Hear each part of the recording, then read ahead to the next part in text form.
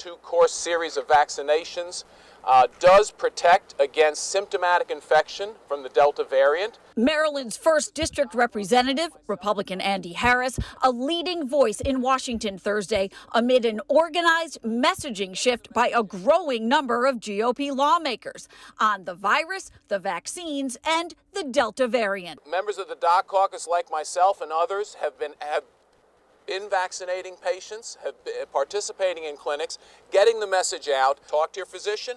Get the vaccine. Congressman Harris was the first member of the Doctors Caucus to step up to the mic today and focused his remarks, as he has before, on vaccine safety and efficacy. I couldn't agree more. We asked Johns Hopkins epidemiologist Dr. David Dowdy what he makes of this change in conservative rhetoric. I think any message that helps people get vaccinated is a good one. But what's not helpful, Dr. Dowdy said, is the continued focus on the lab leak theory. Accusations lobbed at China consuming the bulk of this press conference today. Does that matter? Is from where you're sitting, is that important right now?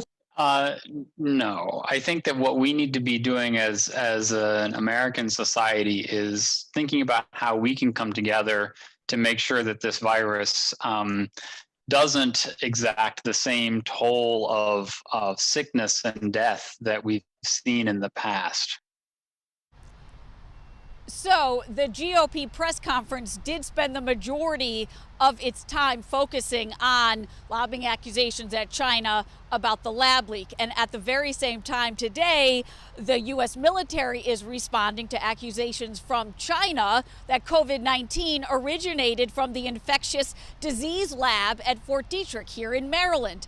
In a statement to 11 News, when we asked for a response to that, U.S. Army spokesperson Lieutenant Colonel Brandon Kelly said in part, quote, "The Institute of Infectious Diseases has absolutely no involvement with the novel coronavirus, had no involvement prior to its current support of the whole of government effort to combat COVID-19. The Institute first received a sample of SARS-CoV-2 from the CDC in February of 2020, end quote.